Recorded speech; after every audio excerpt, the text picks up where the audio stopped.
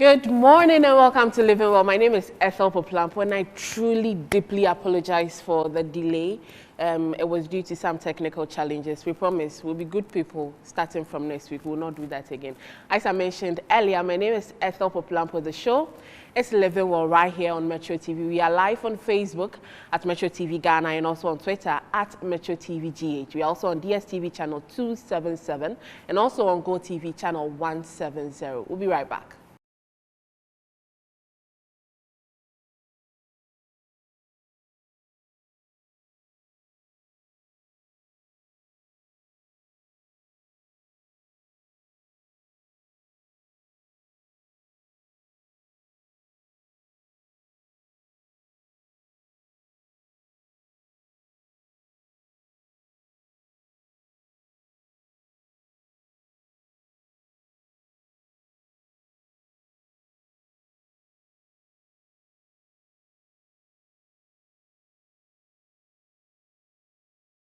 Right, there you have it. And I totally agree with that quote. But then, today, as you can see, my smile is from here to here because you always know when we have ladies on the show, I'm so excited. When we started, it was all men. But now I'm happy to see more ladies coming on the show. And let's get to talk about things that concern us as women. So let's take their profiles. We'll be right back. Ake Atade is a final year pediatric resident at the Kolibu Teaching Hospital. She is an active member of the Pediatric Society of Ghana, Greater Accra branch. Dr. Nelly has been a medical practitioner for over 9 years and has worked in hospitals in both the Greater Accra and Volta regions. She is currently taking a postgraduate program in pediatric nutrition with the Nestle Nutrition Institute and Boston University and has a postgraduate certificate from the University of Washington on leadership and management in health. She has an active social media presence where she addresses issues concerning child health, the _Pediadoc on Instagram and TikTok. Her passion for child health advocacy earned her the Best Media Advocate for the PSG in 2022. Profile of Rosetta Intriwa Boache. Rosetta Intriwa Boache is a registered midwife at the Lekma Polyclinic, Accra, Ghana. She doubles as a maternal and child health advocate, health influencer, and a medical media personality. Rosetta is the Public Relations Officer of the National Association of Registered Midwives Ghana. Through her service, she has been able to reach out to thousands of young girls and women in Ghana, especially in societies that are hard to reach in almost all of the 16 regions of the country, to educate them on menstrual hygiene, cervical cancer, and maternal and child health. She is the founder of Tell It to Rosette. Her outstanding services have won her numerous honors and awards in her municipality, region, and nation as a whole. She hopes to do more to ensure healthy lives and promote the well-being of young girls and women.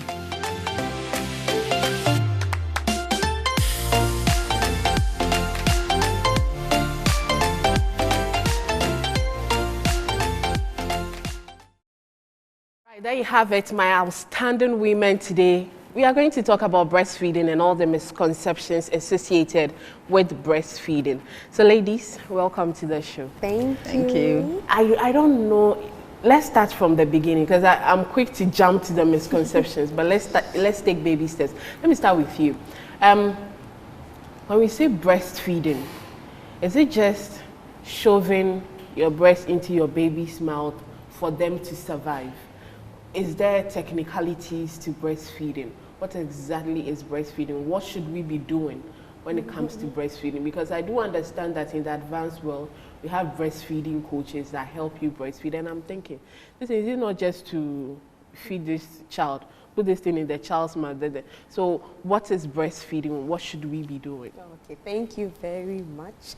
So breastfeeding is not that simple. Okay. First time moms will tell you that when they go home or when they are giving their babies, they struggle to put the babies to breast.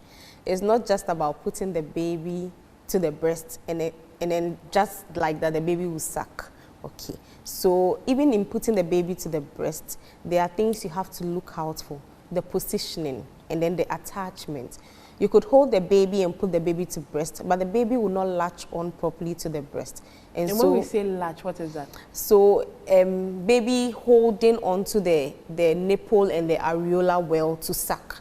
So you see that some people develop nipple sores quite early because the latch is not good. So baby will just be sucking the nipples. But then the baby is supposed to hold on to most part of the areola. That's the black portion of the breast. Baby is supposed to hold on so that most of the nipple will be in the mouth of the baby so that the baby will suck and then it will just go direct. But when the baby is holding on to just the nipple, the baby will just be sucking at the tip. And with time, it becomes painful and then the mother could develop nipple sores. So there are some technicalities involved. When you position the baby as well, the baby's buttocks should be in the palm of the mother. The mother should be looking at the baby's face for emotional connection because the hormone that is released is also released by when you are excited, when you are happy, when you are in that happy place of yours, the hormone releases breast milk as well. So it's not like the breast is just that you have to suck and then it will be released from the brain. Right. Okay, so the baby's abdomen is supposed to be in line with the mommy's abdomen, and then the back of the baby, because the baby is little, so the back of the baby is supposed to be, the spine of the baby is supposed to be in the forearm of the mother. So this is how you are supposed to breastfeed or position the baby. In the other way, it's this way. So this like the more comfortable way, but there are other methods by which you can put the baby to breast as well. And then apart from ensuring that the baby's mouth is well open and the baby is latching onto the breast milk, you should hear the baby sucking in the breast. Okay. So you should hear the baby sucking. You hear that gulping sound when the baby swallows in the milk. And it will let you know that the baby is getting adequate breast milk. And when you breastfeed appropriately, realize that that full breast you had initially begins to empty. So you realize that after you breastfeed, that breast is quite flat. Okay. So there are some technicalities with breastfeeding. It's not just about taking baby, putting baby to breast. So you realize that people struggle initially and it's not their fault. Like you said, elsewhere there are breastfeeding coaches who are supposed to help. I think in our setting or in the African setting, the health workers, the midwives, the doctors are supposed to help the new moms. Even sometimes it's not just about being a new mom. Someone would have had 2-3 children, but will still struggle to put a particular baby to breast. So we are supposed to, as health workers, ensure and help them to put baby to breast adequately to get that benefit and everything they need from the breast milk. Right. Rosetta, let me come to you. She mentioned sore nipples. Sore nipples, I've heard a lot about it. When it comes to sore nipple, can we only attribute it to not positioning the baby well when you are breastfeeding? Is that the main reason? Because I hear a lot of new moms say breastfeeding becomes painful because your nipples get sore. Is there a situation that you can breastfeed and not have sore nipples just because your positioning is right? Okay, so with sore nipples, talk about it's only when a baby is breastfeeding. If you have sore nipples when you are not breastfeeding, it could be that you are suffering from some infections that you have to go to the hospital to be, probe into it to know exactly what is happening to you, because it's not normal and natural to see sore around the nipple area. But if you're a breastfeeding mom and definitely you have a sore nipple, then it means that the attachment is not right. Okay. You are not getting it well. So then you still have to breastfeed the baby through the pain, because until you do that well, you will keep the pain will keep coming, and then the sore will just get worse. So you have to be a mother with, engulf that pain and let the baby just still suck, but just do the attachments well, like she mentioned. You make sure that the areola, which is the black portion, everything gets into the baby's mouth. So baby is well positioned, yourself, you don't strain yourself, you sit well. So if you have to breastfeed, then if you are in a sitting position, always have to relax. Get a chair that has a backrest for you to relax yourself so that you don't strain yourself. Because in the process of training yourself to attach baby, that is where this kind of sore nipples and other things come inside. But when you are very well relaxed and then you don't strain yourself, you are in this kind of a chair and baby is well lactating or latched on the breast, then definitely you are going to say no to sore nipples. Right. I've been to the maternity wards where I see mothers lying on the bed and breastfeeding their children. But you are saying the best position is to sit up. In what situation is it okay for you to not be sitting, but then lying or? Okay, so Dr. Elia said, she mentioned that there are variety and other ways in breastfeeding babies, which are all acceptable. I don't want to say that the sitting position is only the best way. Okay, so you can lie by your side. There are even in the sitting, we have a way that you can even hold the baby. There are so many ways. So the football, like we have so many types of breastfeeding. It's not only about sitting, but the only thing we pay attention to is making sure that the baby is latching well or suckling well. The connection is also there. You are not hurting yourself in the process. Baby is also not being hurt in the process. And the purpose of the breastfeeding is well achieved. That is, baby is suckling well. And there's this bond, there's this emotional thing that both mother and baby are experiencing in the process. So it's about how you do and do it well. It's not really about the positioning. Right. We will come back to talk about the types of breastfeeding. I heard football. It should be interesting to get to know all the types of breastfeeding, ways you can breastfeed. But then it will be very unfair on our part to not recognize mothers who struggle to produce breast milk, because the discussion, with the discussion, we've just presumed that every woman produces breast milk. That being said, we talk about first breast milk, Dr. Nelly. With a mother who is not producing much breast milk or any breast milk at all, when it comes to the first breast milk, should the mother still have the child there, or if you are not producing breast milk, it's okay for you to just skip that part? So, I mean, nothing can be compared to breast milk. That's the fundamental statement I like to make first. But then, like you rightly said, there are instances where the mother is definitely struggling with the breast milk. She's not lactating. Lactation has not been established yet. In that instance, you can initiate, or you may initiate formula feeds until the mother is lactating. The thing with lactation is when it starts, you are going to have the colostrum. That's the first breast milk we're talking about, which will come for a couple of days, a few days, and then the regular breast milk will follow. You know, till now, I thought first breast milk was like an hour's thing. No. Okay.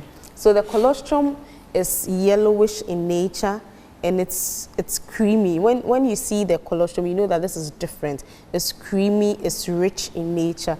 And then as the days go by, you see that the color, it clears, and then you gradually have this whitish, off-white breast milk that starts flowing. But the colostrum, when you put it down, you realize that it's very yellowish in nature. And when you express into a container or a bottle, you see that it has this fatty layer on top of it as well. So it's very rich and creamy when you see the colostrum. So even if you start lactating, say 2 days after you've given birth, after you've had your baby, you will still produce the colostrum first before you have your regular breast milk, which should come. And the regular breast milk is made of the fore milk and then the hind milk. So the fore milk is the first part. It has a lot of, it's made up of mainly water. So that's what makes breast milk easily digestible. Okay. And that's why we say that when the baby is breastfeeding, the baby does not need any water, because the fore milk has a lot of water. It's mainly made up of water. And then the hind milk, so fore milk is like first, and the hind milk is like back. That's the meaning, sort of, the later part. So the hind milk is also rich and creamy, contains more nutrients, carbohydrates, fats, proteins that the baby needs. So when you put, so we encourage mothers that when you start breastfeeding, okay, when the breast is full and you're going to put baby to breast, the first part that's going to come, the earlier part, is the fore milk. This is after the colostrum has cleared. Say baby is a week old or 2 weeks old. The fore milk is going to come first, and then after a while, the hind milk will come. Wait, when you say after a while? So after some minutes. Oh, minutes. Yes. Okay, so this is not like days like no, the no, colostrum. no, no, no. Okay. So even if you express breast milk, so when you start expressing breast milk with a pump or with your hands after you've washed your hands, you see that the first part that comes is light and watery. Very light and watery. It's very clear. Then you see that as you keep expressing the breast milk, a rich, creamier, heavier part comes, and that's the hind milk, almost looking like the milk, tin milk we have on the market. So that's the hind milk. So we encourage mothers that when you put baby to breast, okay, and baby is full, and you put baby down, and baby wakes up, and you want to feed baby again, don't move to the other breast, which is also full. Okay. Continue from where you left off, because baby would not have had the hind milk, or would not have had enough of the hind milk, which will make baby gain weight, because the fore milk is very digestible, easily digestible. So encourage the mother to continue with the hind milk, and then you switch to the other breast, and then continue with the fore milk as well. So you can see the difference. So if I'm not wrong, the one on the left, yes, will be the colostrum, the yellow one, yes. That is the golden milk. Yes, the golden milk. And then the one on the right will be the regular breast milk. So this, because it's been expressed, both the fore milk and the hind milk would have mixed together. But if you were expressing, you would have seen the difference in them. We'll talk shortly about expressing and breastfeeding right from the source. But then before we started this conversation particularly, we were discussing the different types of postures to breastfeed. You mentioned, Rosetta, you mentioned sitting upright. And then I brought the lying down. Apart from sitting upright and lying down, what other ways can we breastfeed appropriately? So it's still either in the sitting position or in the lying position. It's just that how to hold the baby. Okay. Is you can turn the baby around, either bring baby from behind. We should have brought a dummy here from behind, and then the head will be here, just the head. Yeah. Some people do it in that manner, and that one was what I was terming as the football position. Okay. So yeah, so it's either you sit or lie on your side, but how you turn around the baby makes the difference. Okay. Dr. Nelly. So when you have twins, you can actually feed them at the same time, exactly. Okay. Okay, so when you have twins, you can feed them at the same time, one latching here and the other on the other breast. This is superb. Really? And she has a back rest. Wouldn't the mother be weak? Oh, you won't be weak. Can't you see she's all smiling? She's enjoying what she's doing. It feels good, two babies feeding at the same time from you. That's superwoman level, like superhuman level. Dr. Nelly mentioned expressing and breastfeeding. Is there a particular way that is appropriate for breastfeeding? Should it always be from source, or it's okay for you to breastfeed, to express? Because speaking to some mothers, they express the milk so that the father can partake in the nursing of the child. But then again, with the mommy guilt, people feel like if I'm expressing the milk, I'm not giving my child the whole deal. So as a health expert, Rosetta, which one is the best? All right, so the ultimate goal is the breastfeeding. And the breastfeeding, you can either do it when baby is latching, or with the spoon feeding, or with the bottle feeding. But now, when you feed or attach baby to breast, the mother yourself, you get some advantages in there. And some of these ones, like we say, that it reduces your chances of getting breast cancer, you know, ovarian cancer and all of that, because there are some hormones that are released in the process of breastfeeding the baby. It also helps in bonding you as a mother and then the baby. So it's always good. It creates some warmth as well in the process of breastfeeding the baby, and then baby is put to breast, the breast itself. It creates some warmth for the baby, and the baby through the breast milk and you holding it gets the ultimate temperature, or the best temperature that is good for them in growing up. So babies also actually need the warmth to grow bigger and to grow well. So it's good to be doing that's the best way to be doing it. But in the absence of that, or if mother is tired, mother is absent, then why not? Just do the breast pump the breast in either the cup or in the bottle, the feeding bottle. We just need the breast milk and nothing else, exclusively for the first 6 months. So either ways, but then we preach that you do the attachment to breast.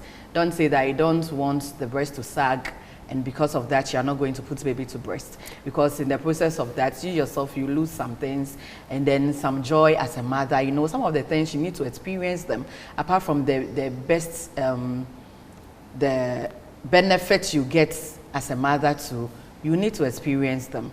Because when a baby is born right at birth, we say breastfeed baby, right? When baby is fine, there is no running, helter-skelter, baby, no asphyxiation, and everything is fine. You put baby to breast immediately, and then it helps. Like she mentioned, there is a hormone, oxytocin. In the process of that, when a mother has given birth, postnatal, that's the first time, we have postnatal care, we have types of them. So the first 24 hours after you have given birth, it helps your uterus to contract well, and then it suppresses your bleeding postpartumly. So it can help to reduce you bleeding profusely postpartumly, or even get bleeding, having a postpartum hemorrhage or something. Because if the uterus doesn't contract well and it just flares, you know, then we are in trouble. We have to do everything possible, do everything to make sure that it gets back. So there is evolution of the uterus, where the uterus also gets back into its shape after giving birth. And through the process of breastfeeding, where baby is latched to breast and all of that, that is where you get that connection and all of that in your body as a woman. Right. So it's very important that they attach the babies to the breast. But in their absence, then we can say that they can do the bottle feeding. Right. I want to add something to what to what Rosetta said. No, you like listening. So sometimes when you are home with baby, mother is exhausted. The first few days are very tiring. We say sleep when baby sleeps because it's tiring. I don't think it's realistic. It's not realistic. And sometimes mother is tired, mother doesn't have help. In that case, she can express the breast milk for daddy or auntie or grandma to feed baby with a cup and spoon like she mentioned, or with the bottle. We don't encourage the bottle before the first 6 weeks. I mean, we encourage the bottle after 6 weeks of life, because by then we know breastfeeding is established and there will not be any nipple confusion. Okay. So the first few days you can do the cup and spoon and all of that, and the mother can get some sleep as well. When you say nipple confusion, what's that? So the teeth of the bottle is not the same as the nipple. So the mechanism of suck with the breastfeeding is different from the mechanism of suck when you are using the bottle. So with the suck, it's work. It's work. You have to exercise your jaws. So you realize that sometimes when the baby suck for a while, they pause and then they continue. But the bottle, because the mechanism is different and is the soft life way, the milk, you just need to suck very little and then the milk flows. So when you do that, babies get confused in the first few weeks, especially when breastfeeding has not been established, for them to know that this is how the nipple looks like. So they prefer the easy way to the, so you realize that mommy will say, when I put baby to breast, baby will not take it, but when I give the baby the bottle, the baby, of course, the bottle is simple. So the baby would want that. You know, it's interesting certain things you find out, because nobody ever tells you these things before you have a child. So I think you people should be paying me for all this support that I'm giving you on this show. And then to add to it, the more, especially right after birth, the earlier you put baby to breast and the more baby suckles, then the breast production gets more, like, you know, so it's not about your size of breast. You know, somebody might think that if you have big boobs, then it means that your baby can have enough breast. If you have smaller boobs, baby may not have enough breast. But that is a misconception, even though we're going to get there. So the thing is, the more baby is suckling, that reflex that is going on, the action of suckling that is going on, it opens the mother's, there are some lobes and other things in the breast that gets opened up, so that breast production comes in quantity. So it is best that you do the attachment, because the more you do it, the more breast milk you produce, regardless the breast size. Dr. Nelly, let me come to you before I go back to Rosetta. Rosetta already gave us some benefits of breastfeeding to the mother, helps your womb contract well and all that. But to the baby, you mentioned that breast milk is the best when it comes to feeds for children. Yeah. But you saying it's the best is not convincing enough for someone who is contemplating whether I should do formulas or I should do breast milk. Rosetta has started with the benefits to moms. I also know that when you breastfeed for some time, it's a form of natural family planning. Yeah. The lump. Yes, so I know for the mother, it's a form of family planning. You, as Rosetta said, your womb contracts well. But for the baby, what does it do for the baby? So example, the colostrum, the first few days, the yellowish creamy milk that comes out, you're not going to get that anywhere. And the colostrum is rich in proteins, things that help us fight against infections, things that help with brain development. So natural antibiotics. Natural antibiotics, yes. All the way. And when you take breastfeed, when you are breastfed, you are said to be very intelligent. Ha. It's very true. That one is debatable. It's very true. And also, it helps to fight infections like we said earlier, and also eczema and childhood obesity, and even obesity later on in life. So you realize that children who are formula fed, studies have shown that children who are formula fed end up or at risk of being obese later on in life as compared to children who are adequately breastfed. You know my director, right? What said I should ask that. So for someone his age, if he goes to breastfeed again, will he be intelligent? We are not talking about him. We are so sorry. You know, I told you I will sing that breastfeeding song for you. Yes, we'll sing it for him before we leave. Himself, we'll sing it for him before we leave. You've had your share with your mom. Allow your baby to also have their share. We'll come to the misconceptions pretty soon, but then we've established that it's a form of antibiotics. And give you immunoglobulins and also help you with brain development as well. And then, so eczema, asthma, those allergic disorders or allergic things that children have. So breastfeeding helps to clear all of those things and protects you from them as well. And then the the obesity and hypertension later on in life, breastfeeding helps to curb all of those things. Right. Rosetta, you mentioned that the more you breastfeed, the more your milk production is increased. If you look on social media, the more you can breastfeed, it's flex. So now mothers are jumping, nursing mothers are jumping on social media to pressure people because they have a whole fridge that they keep their breast milk and then liquid gold. It's all flex now on social media. But then again, are there certain foods that if you eat, it will increase your milk production? Oh yes, please. There are certain foods that are like granuts, maize, cereals. Most of them are the cereals. So granuts, maize, oats. So anything that will give you that, how do I call it? They are called galactogogues. Okay, so that's the term. Yeah. So they are galactogogues. Okay. So when you go online and you just look for galactogogues, then the list comes. So we have the fenugreek and then the seeds. So you realize that those who do the lactation boosters and then the lactation treats, they use those things a lot. Brewer's yeast, for instance, as part of the galactogogues.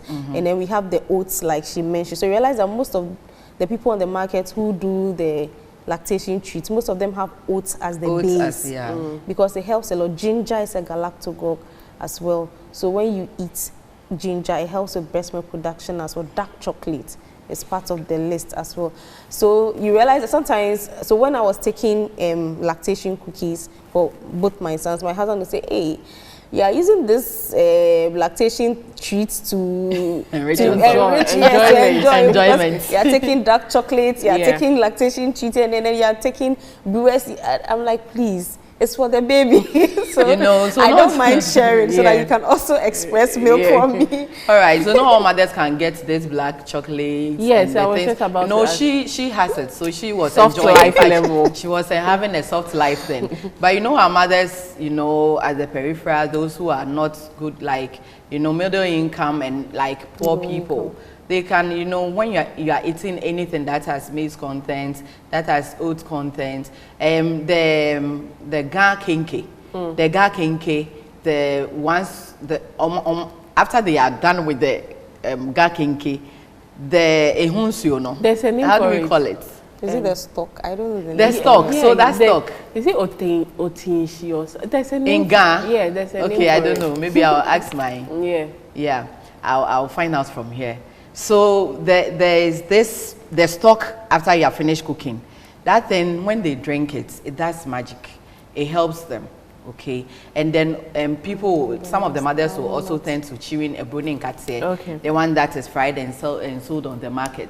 So in the absence of you not getting this dark chocolate and the seeds and all of that, Fenugreek, you know, the fenugreek, you know. But you see, one of the basic thing people forget that when it comes to breastfeeding, the basic thing is fluid. It's fluid, yeah. Anything water. And that is why our mothers and grandmothers use the soups. Yes. You see, because it's anything water. So people who are fitness enthusiasts and all of that will tell you that they drink a lot of water so that their breast will be engorged. So water, juices, soups. So I keep telling people that yes, you can take the soup without adding the banku and the fufu. Yeah. Because it looks like the soup goes with the banku and the fufu. That will let you gain the weight you don't want to gain afterwards. But then the trick is the soup.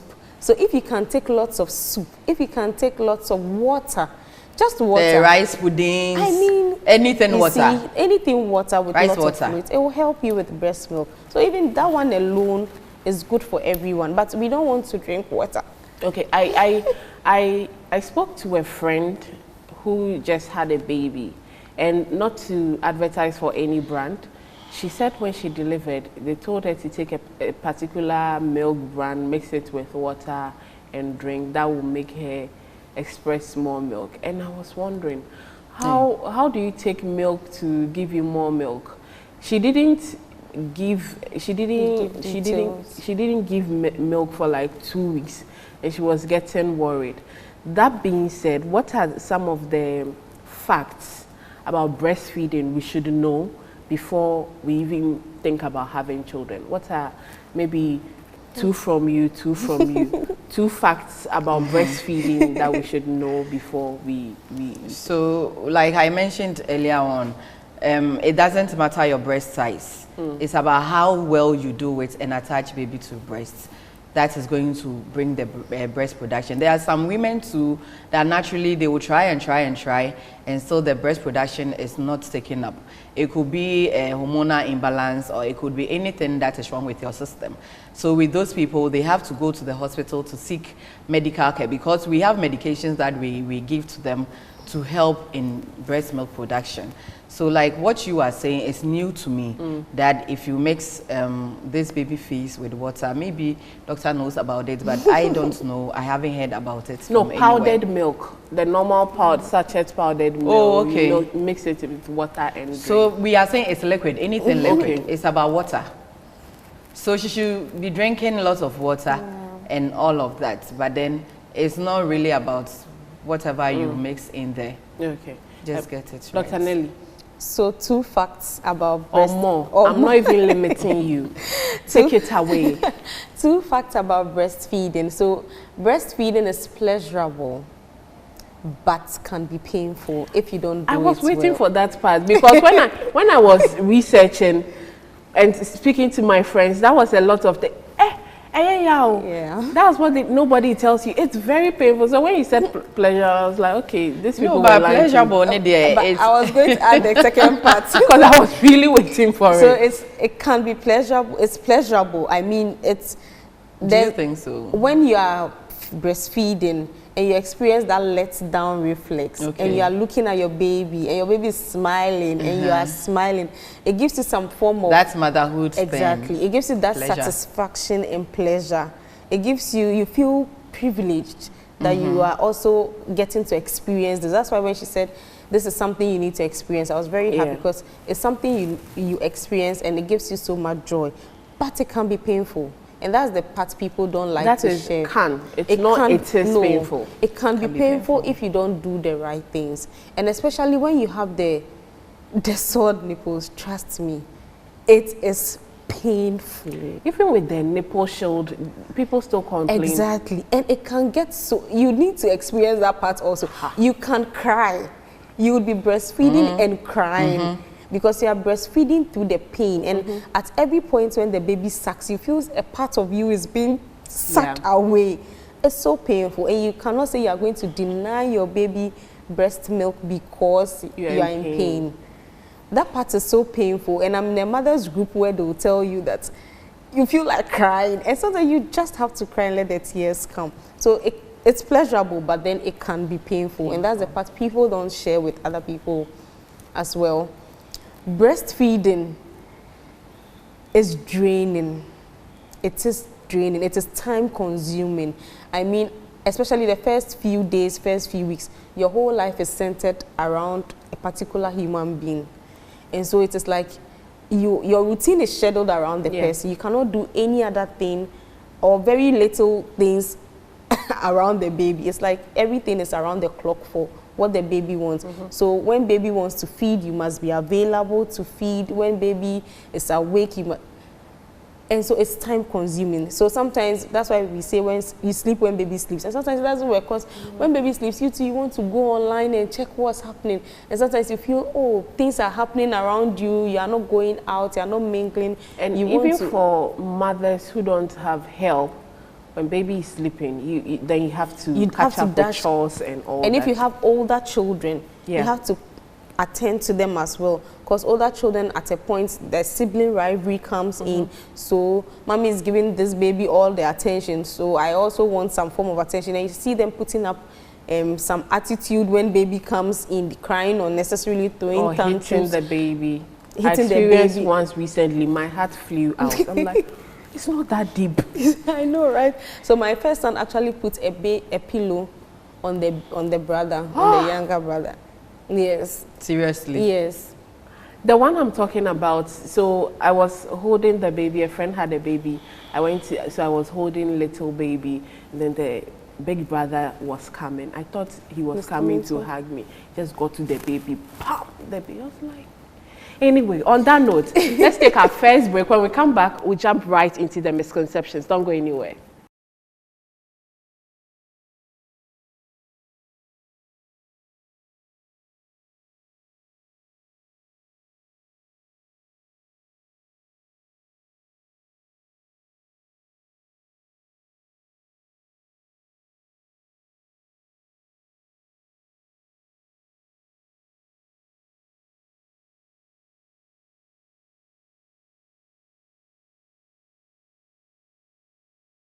So next time you're in the gym, strike a pose, say cheese, just enjoy working out because this is living well. You have to work out to shed all the exercise, the excess fats, or stay toned, or even just stay healthy. Our priority here is for you to stay healthy and keep living well. You're welcome back. My ladies are still in the studio. We are discussing breastfeeding and its misconception. The first part, we spoke extensively about breastfeeding. This part, we will talk about the misconceptions. What are the myths? What are the facts? You can only get it here. Rosetta, let me start with you. Okay. I do understand that some women don't enjoy breastfeeding directly from source because your boobs will sag. I've also read elsewhere that sagging only happens when you don't position the child well. So which one is the misconception? Which one is the fact? Show some light on it for us. So just like you're saying, the misconception is you people or mothers thinking that if I breastfeed my baby, then I'm going to have a saggy breast. Okay, so if you give birth once, twice, 3 times, or you definitely the there's going to be this elasticity in the breast that you're going to lose. But it doesn't mean the breast is supposed to sag. It's just that firmness of which you can eat good foods, you can do exercises, then get them back. But then it doesn't actually sag the breast. Okay. So breastfeeding doesn't sag the breast. You position baby well. There are some people, they can just put baby to breast and they'll be doing some other activity and baby is suckling and pulling the thing down, you know. So if you are going to be that kind of a mother, then definitely you are putting yourself there. So it's not the breastfeeding that sags your breast, but how you go about it. And then people, another misconception on the market or out there also is people think that if you do breastfeeding, then you are going to bloat, you are going to grow bigger. The appetite that comes with breastfeeding is out of the world. That's yes, because you are feeding another human being. Okay, so it's not the breastfeeding that is going to make you bloat. It's your eating habits. It's your eating habits. And like she mentioned, anything liquid. So if you are eating heavy food, you know, our grandmothers and our mothers in the house, the household doctors, they will tell you, you have to eat everything. Then they'll bring this big bowl of fufu for you to consume everything. It's not about the starch or the carbohydrate you are taking. It's mainly because of the soup. So like she mentioned, if you can still do your dieting and still produce enough breast milk for your baby to take. So it's not the breastfeeding that is making you bloat. But hormonal imbalances are there after birth. Okay. Your diet intake is also there. And then your habits after giving birth. There are some people when they are so stressed that they start bloating.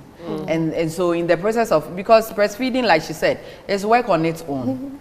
Consumes time and all of that. So if you know how to balance all of this and you do it and do it well, you are not going to bloat. You are going to keep fit right after birth, and it doesn't have anything to do with the breastfeeding. Right. Dr. Nelly, breastfeeding, partners have complained about breastfeeding coming between relationships. How true is that? So, because breastfeeding is time consuming, you see that mothers have to feed around the clock, and even at night they have to breastfeed as well.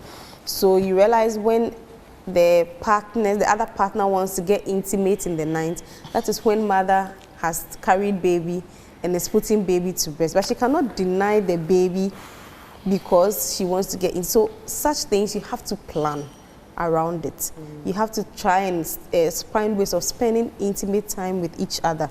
So that is when the other partner would not understand why you are always putting baby to breast, and is it only breast milk baby needs? Why can't you put baby down and let us also spend time together?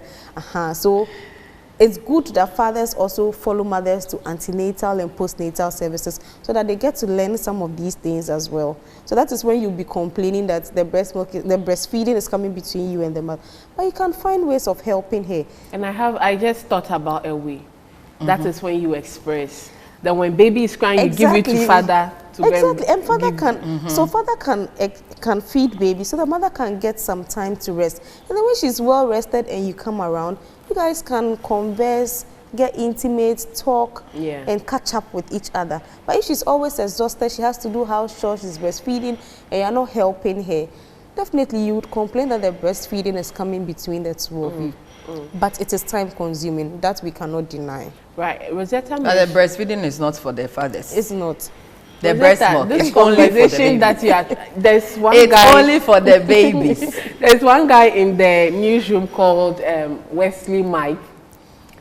He would disagree with you to the latter that you are mistaken. So why would you want to drink breast milk again? What do you know? I find it so weird that a full grown-up man will fight with the baby on breast milk. And I've encountered fathers who said they love to take the breast milk too. Seriously. So one was telling me his story and he was like, the breast was engorged and they had to find a way for the breast to come out. So looking at how the mother was in pain and all of that, he decided to do the sucking and throw them away, like that kind of thing, to release her. And in the process, he fell in love with the breast milk.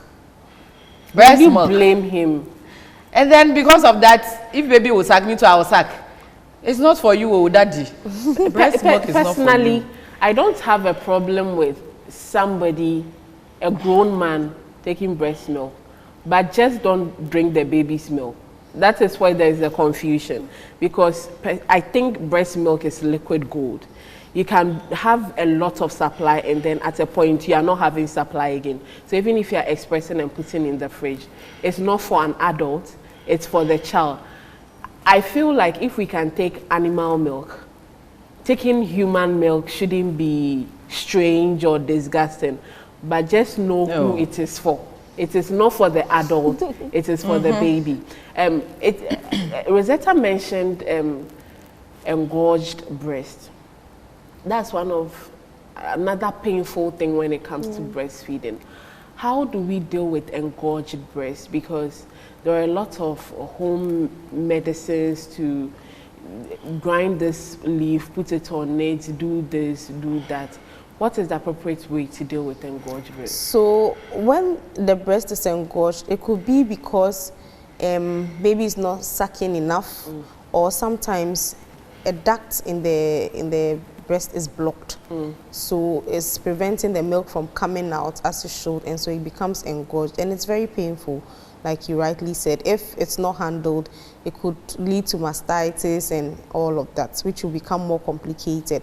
So with the engorged milk, the best way is to bring the milk out. Okay. So that's why she was saying that a father was helping the wife because she was in so much pain. So if you can express to bring it out, fine. It's very painful. So you're already in pain and you have to express to bring it out. Studies have also shown that you can use cabbage leaves. Okay. So frozen cabbage leaves or cold cabbage leaves as well. And people attest to it that when they do that as well, it helps. It helps to relieve the pain. It helps with the engorgement as well.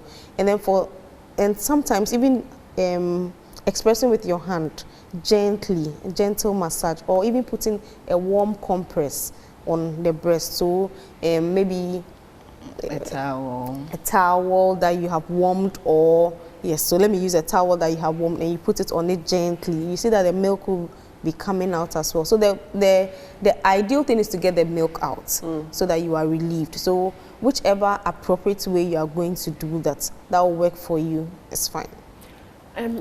But so you still have to feed baby through the pain, because the more baby is also eating or suckling, then you are releasing yourself from the pain. Yeah. So if you avoid putting baby to breast because you are feeling the pain, then the pain will keep piling up. And if you don't take care, mastitis can take over. We've spoken about how to breastfeed, what not to do. We've not mentioned what not to do when to breastfeed, but then we've dealt with most of the parts or most of the things we need to know when you're breastfeeding. What shouldn't you do when you're breastfeeding, Rosetta? What you shouldn't do. So don't breastfeed baby half. Like you give this one, the breast is not emptied, then you go to the other one. Like she said, we have the fore milk and the hind milk. So you always have to make sure that you empty one breast before you put How do you baby. know the breast is empty? Oh, it becomes flat. Oh, okay. Like you realize that it has reduced in this thing, the engorgement is gone, you feel it. You get to know that it is empty. So then you put baby to the other breast. And then afterwards, you tap baby's back for baby to belch. It is very, very important, because in the process of baby suckling, there is air. You know, as you are eating, opening your mouth, suckling, that's then, you know, you can, there is air that can go through the mouth into the baby's abdomen. And we don't want that, because this is what brings about all the pain, and then babies will be crying here and there, and mothers now will be chasing pharmacists for all sorts of drugs to bring down the pain. Okay, so if your baby has this pain and you feel abdomen has become so intense, what you can do is you soak, you get a warm compress, like she said, a towel, and then you dip in a warm water, and then you place it around the navel area. Not when the cord is still there. Okay. not when the cord is still there and fresh. When the cord, if I say the navel area, not the navel or the stump itself, the, but around it, and then the lower abdomen. So in the process of doing that, it's more like if baby is having this pain, this then it will come out. If there are some poo that are inside the intestines that are not coming, it tries to make them easier, breaks them down, and then it comes out. If there are some air that are supposed to come out, so you don't go about buying all sorts of this water, gripe water and all of that for the babies. There are some home remedies you can do to relieve your baby from getting all of this. Right. Dr. Nelly, I'll come back to you to establish the exact year that is appropriate for you to stop breastfeeding. Because when I was researching, I saw someone breastfeeding their 14-year-old child. So when we come back, we'll get that also out of the way. 14 years. Yes. But then, breast milk. But then, my colleague Alberta Baba Bisio Ansong, who is also the newest mama in the newsroom, did a beautiful story on breastfeeding. Let's take that story. We'll be right back.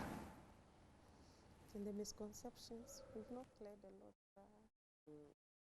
World Health Organization WHO and UNICEF recommend that children initiate breastfeeding within the first hour of birth and exclusively breastfed for the first 6 months of life, meaning no other foods or liquids are provided, including water.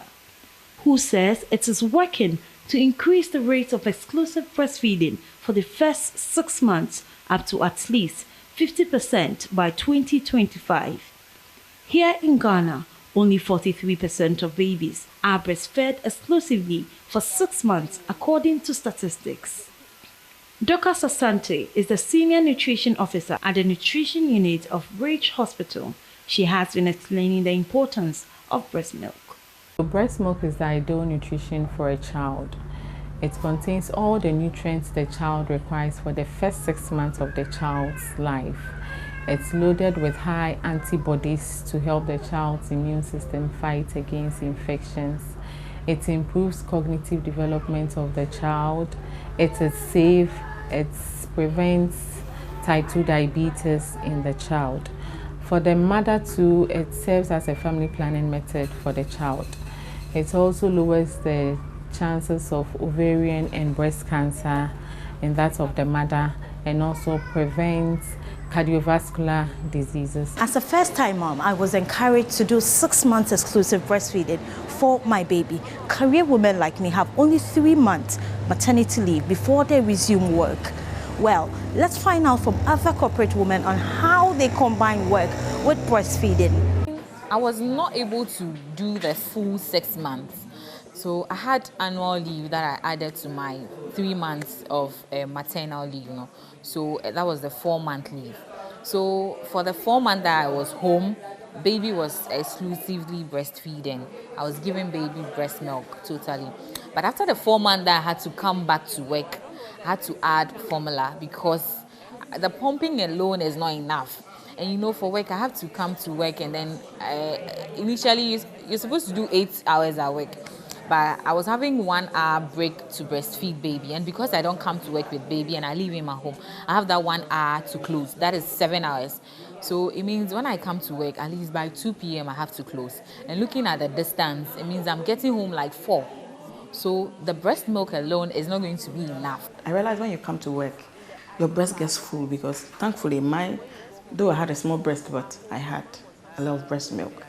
I don't like food, but when I take water, I get breast milk. So the first day was a struggle for me. I wore my clothes, and aside I had the breast pad and everything.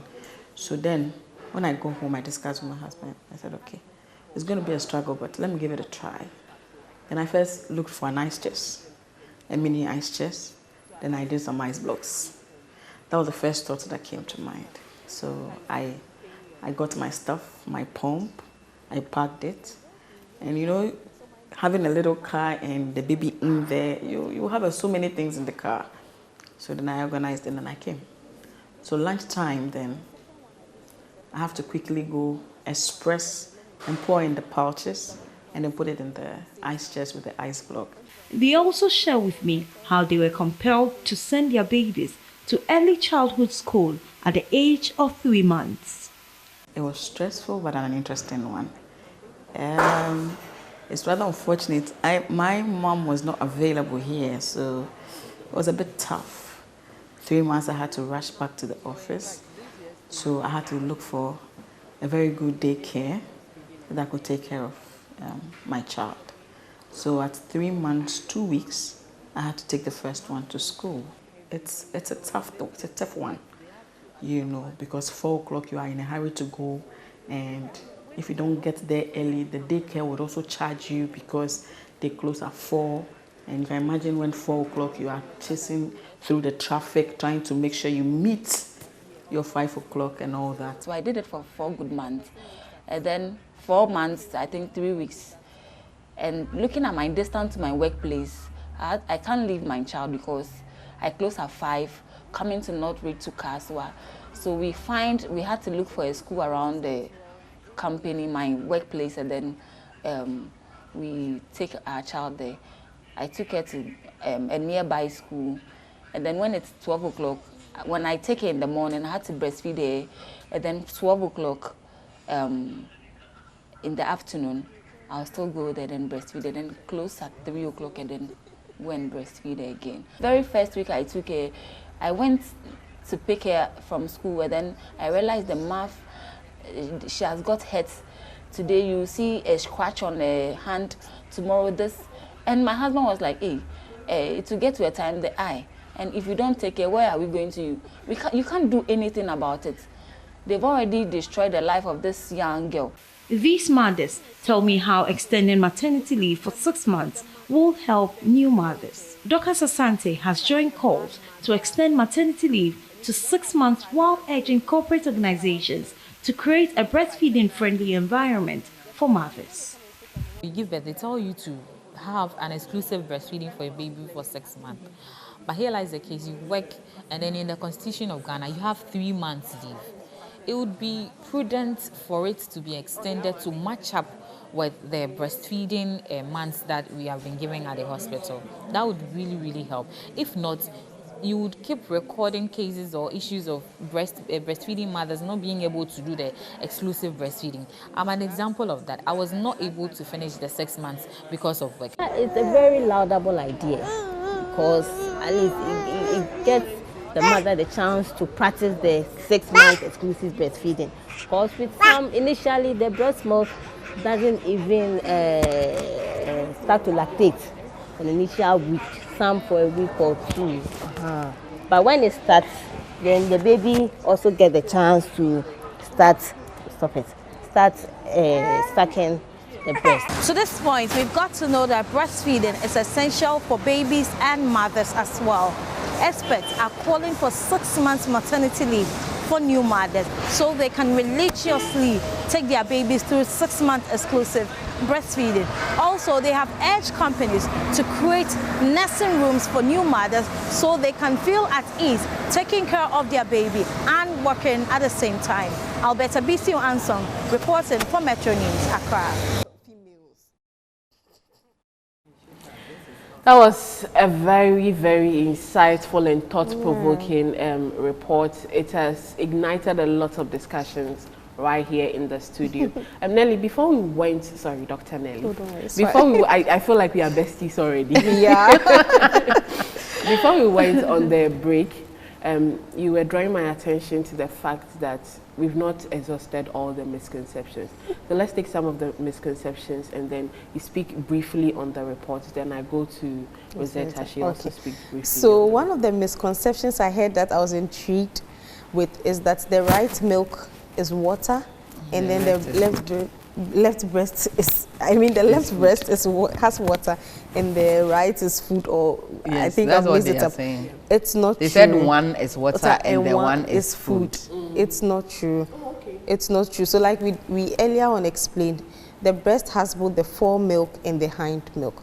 So it goes for both the left breast and then the right breast. So please, don't say you want to give your baby water, so you are giving one breast and then food, and then please, it's a myth that we have to clear this right now. And then another one is that when you go out for hours or you spend some time outside as a nursing mom and you come back, you don't have to feed the baby. You have to express that milk and discard it.